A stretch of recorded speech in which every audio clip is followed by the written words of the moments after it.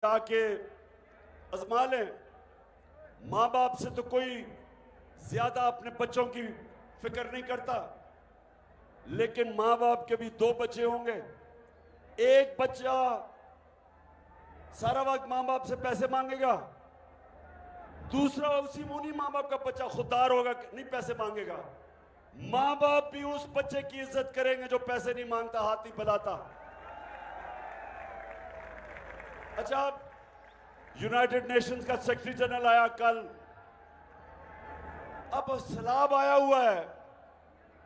अब सैलाब वो आया है सैलाब इलाके देखने के लिए, तो ये है अंग्रेजी में, लेकिन मैं बाद में आपको बता दूंगा वो क्या कहता है। ये जरा तुम्हारे गौर से देखें इसको।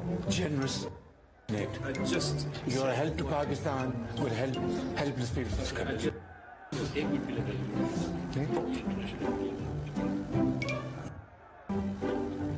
Well, I told you that great human being, Sikh General,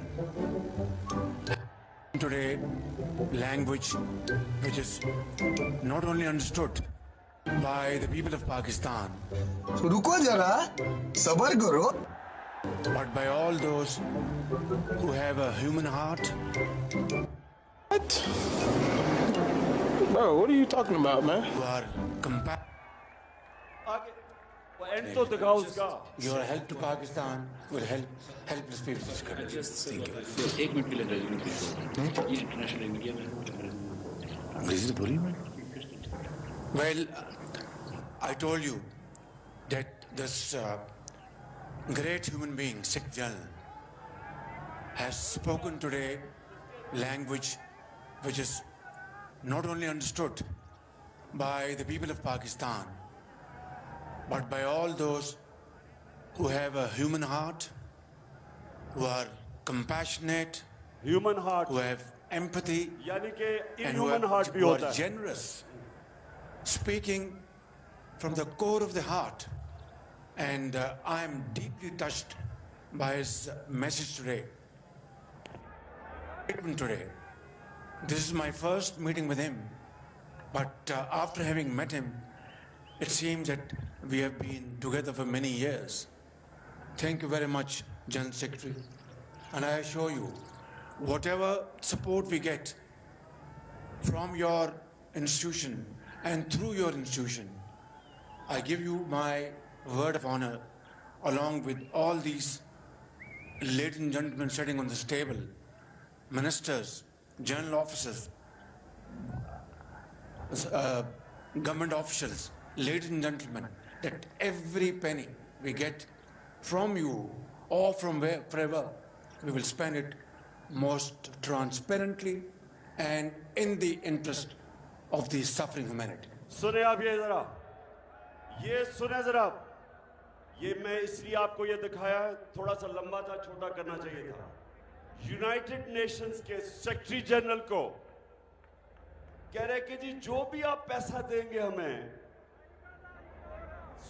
वो आया सैलाब देखने के लिए, उससे पैसे मांगने शुरू हो गए। जो भी पैसे देंगे आप जो पैसे देंगे, हम आपको श्योर करते हैं कि हम बड़ी ईमानदारी से खर्च करेंगे।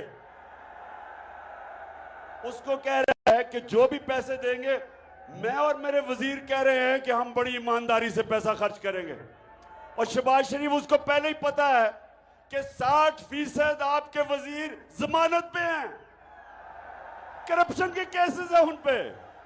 उसको यह पता है कि तुम और तुम्हारे बेटों को 16 अरब रुपए का आपने FIA का केस है कि पाकिस्तानी अवाम पे डाका मारा है। तो उसको कह रहे हैं कि फिक्र ना करो, आप जो पैसे देंगे हम बड़ी ईमानदारी से खर्च करेंगे। मैं ये आपको इसलिए दिखा रहा हूं मेरे पाकिस्तानियों कि कभी इस तरह के लोग होंगे आपके मुल्क के ऊपर बैठे होंगे, अपना पैसा चोरी करके मुल्क से बाहर, और दूसरों से भीख मांग रहे हैं कि जी हमें पैसा चाहिए। कभी हरे पासपोर्ट की कभी इज्जत नहीं होगी। 22 करोड़ लोग ऐसे दुनिया बाहर देखेगी जैसे हम बेकारी हैं, और ये कंट्रोल करेंगे हमें। वो जो हुक्म करेंगे जिनसे ये पैसे मांगते हैं, वो कोई ऐसा पैसा नहीं देता जब तक वो आपसे, जिस तरह हमने 80,000 पाकिस्तानियों की जानें कुर्बान की अमेरिका की जंग लड़के, जंग अमेरिका की, उनके 3,000 से भी कम लोग मरे 9/11 में, 9/11 में। 80,000 पाकिस्तानी उनकी जंग लड़ते हुए मर गए,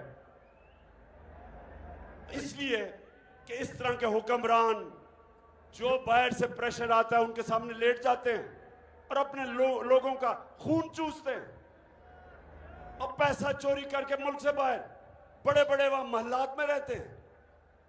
और इनको, इस तरह के लोगों को हमारे ऊपर मुसल्लत इसलिए किया गया कि इनके क्योंकि पैसे बाहर पड़े हैं, जो इनको बाहर से हुक्म मिलेगा वो ये करेंगे। वो आपकी बेहतरी नहीं सोचेंगे कि रूस से हम सस्ता तेल लेके अपनी कौम को सस्ता पेट्रोल और डीजल दें। वो ये देखेंगे कि पैसे मेरे बाहर पड़े हैं, जब चाहिए जब्त कर सकते हैं। इसलिए जो वो वहां का हुक्म आता है उनसे एड भी लेंगे और अपने कौम को इस्तेमाल होने देंगे। और यही वजह है कि पाकिस्तान अपने पैर पे नहीं खड़ा हो सका। हमें अपने मुल्क में इस्लाहत की जरूरत थी। हमें अपने मुल्क में अपने लोगों पे पैसा खर्च करना था। हमें अपने तालीमी निज़ाम ठीक करना था, लोगों की सेहत उसको देखना था। हमने अपने मुल्क में एक ऐसा इंसाफ का निज़ाम पैदा करना था ताकि सरमायाकारी हो, ताकि इन्वेस्टमेंट आए, ताकि नौकरियां मिले, खुशहाली आए। लेकिन उसके बजाय बाहर से भीख मांगो, अपने लोगों को लूटो। ये कोई कातिल नहीं था, ये एक असिस्टेंट प्रोफेसर है अमेरिकी यूनिवर्सिटी के अंदर, उससे ये किया गया। इसके ऊपर मैंने रिएक्ट किया था। मैं, जो मेरे ऊपर तौहीन अदालत का केस है उसके ऊपर तो मैं बात नहीं करूंगा क्योंकि वो सब जुडिस है। लेकिन मैं सिर्फ ये जो मेरे ऊपर दहशतगर्दी का इन्होंने पर्चा किया है, मैं उसके ऊपर ये बताना चाहता था कि क्या वजह थी कि मैंने कहा कि मैं लीगल एक्शन लूंगा। इस वजह से मैंने जब इसके ये हाल देखा, पैगाम मुझे भेज रहा है कि किस तरह का तशद्दुद किया, जिनसी तशद्दुद किया, तो उसके बाद मैं क्या कहता? मेरा वो चीफ ऑफ स्टाफ था, क्या मैं रिएक्ट ना करता? आप मुझे बताएं, मैं रिएक्ट करता या ना करता? तो गुजरावाला, मैं ये जरूर कहना चाहता हूं कि जो इस्लामाबाद हाई कोर्ट है, मैं आज इसलिए नहीं कह रहा कि मेरा केस लगा हुआ है। मैं जब हुकूमत में भी था, मैं अब भी ये कहता हूं कि ये जो अथर मिनल्ला का जो हाई कोर्ट है इस्लामाबाद का, इसने बड़े जबरदस्त फैसले किए हैं। मैं इसकी कई दफा इनकी तारीफ की है। इन्होंने स्टैंड लिए हैं ऐसे, और मैं कभी जो भी ये फैसला करेंगे मैं कबूल करूंगा। उन्होंने मुझे बात करने की इजाजत नहीं दी, अगर बोलने देते तो मैं शायद कुछ बता ही देता कि किस माहौल में मैंने किया। बहरहाल वो केस भी चलेगा। अब गुजरावाला, अब जरा मेरी बात अपने गौर से सुननी, क्योंकि मैं अब आपको वो एक्शन के ऊपर आ रहा हूं कि 4 महीने से 5 महीने से बल्कि मैं पब्लिक में हूं। मैं तकरीबन ज्यादातर शहरों में, बड़े बड़े शहरों में जलसे कर बैठा हूं, 2-2 जलसे कर बैठा हूं। जिस तरह गुजरावाला में ये दूसरा जलसा है। मैं सबसे पहले तो अल्लाह का शुक्र अदा करता हूं कि कभी मैंने अपनी कौम में इस तरह का शऊर नहीं देखा। कभी मैंने अपनी कौम को इस तरह इश्यूज की समझ और बेदारी नहीं देखी जो आज है मेरी कौम में। तो देखें गुजरावाला, हमारी हुकूमत जब हटाई तो पाकिस्तान की 17 साल के बाद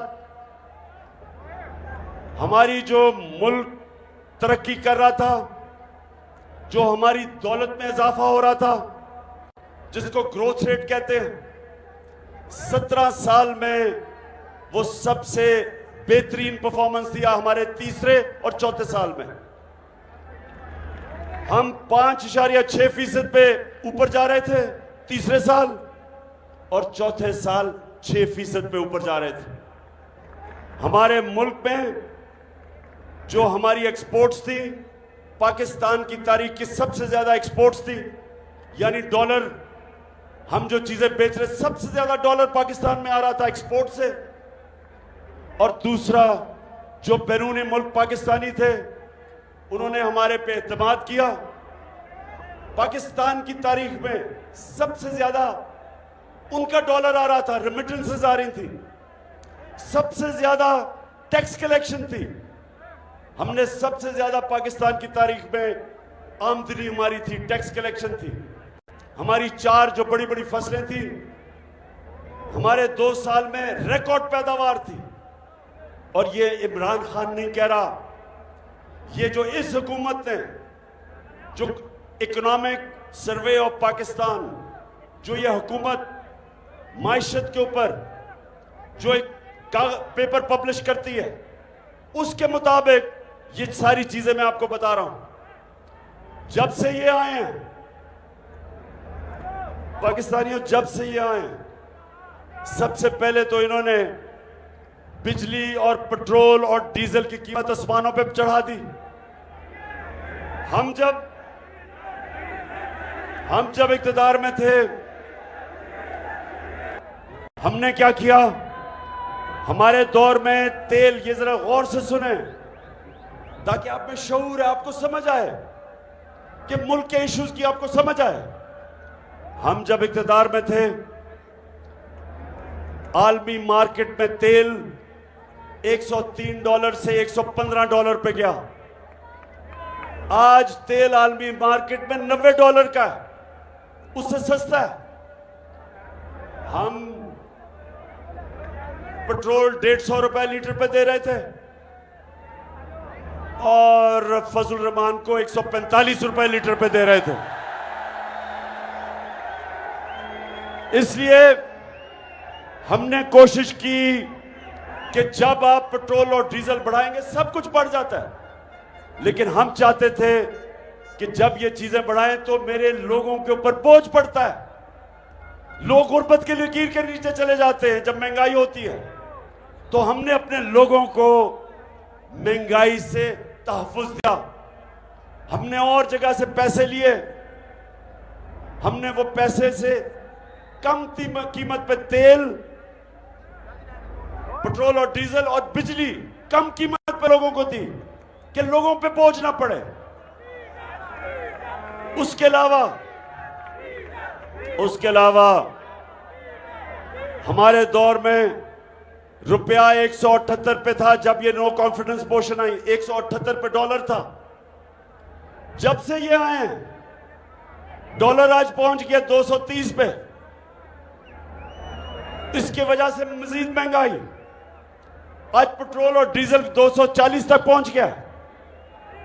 आज बिजली जो हमारे दौर में 18 रुपए यूनिट थी, आज वो 36 रुपए यूनिट कहते हैं। टैक्सेस मिला के 55 रुपए यूनिट पे बिजली मिल रही है, 3 गुना ज्यादा। सवाल यह है कि कौन सी क़यामत आई थी कि इतनी महंगाई हो गई?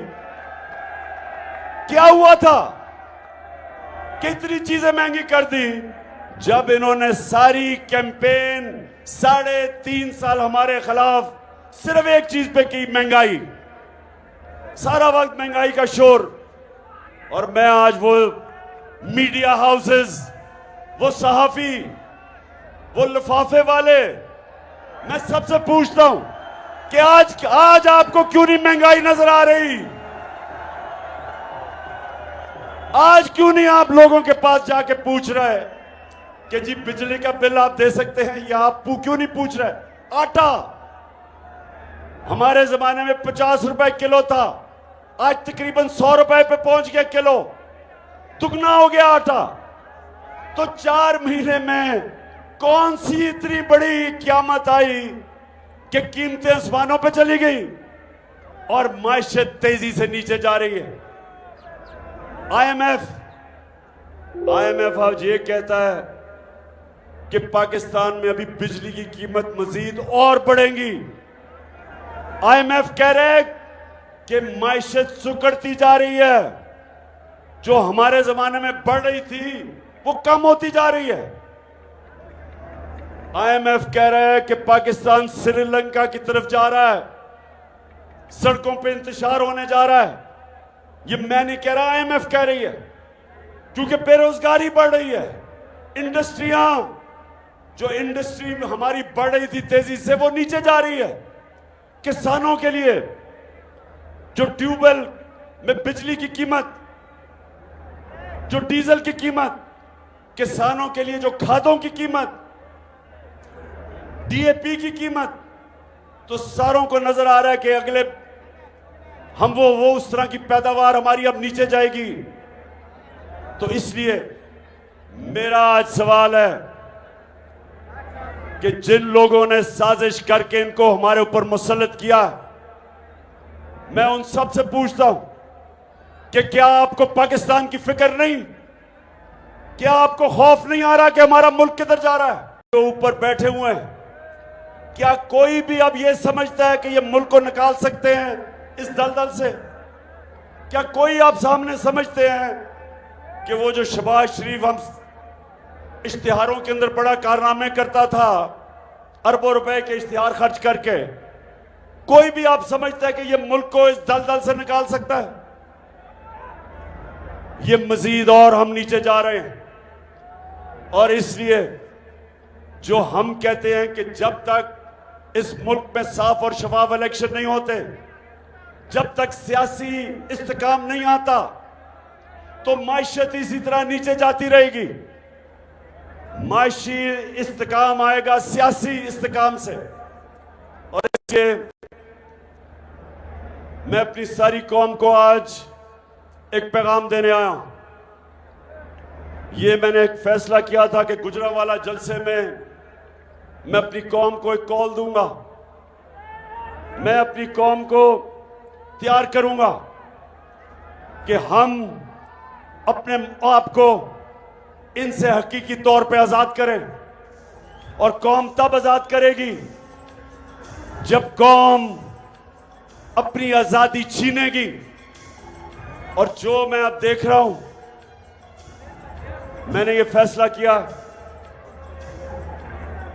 कि मैं अपनी सारी डिस्ट्रिक्ट की तंजीमों को, सारों को मैंने खत लिखा है कि तैयार हो जाओ, अपनी डिस्ट्रिक्ट्स में लोगों को मोबिलाइज करो और इंतजार करो कि जब मैं कॉल दूंगा, और जब मैं कॉल दूंगा सबने तैयार होना है, सारे पाकिस्तान ने तैयार होना है।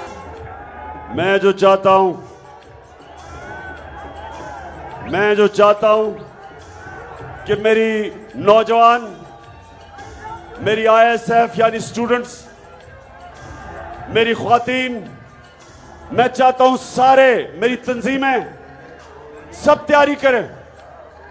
और आप तैयारी करें कि मैंने अब आपको कॉल देनी है और कभी भी मैं दे सकता हूं। मैं अपनी तैयारी कर रहा हूं और मैं इस नतीजे पे आ गया हूं कि सारा जो मैंने 5 महीने में देखा, मेरी पूरी कौम तैयार बैठी।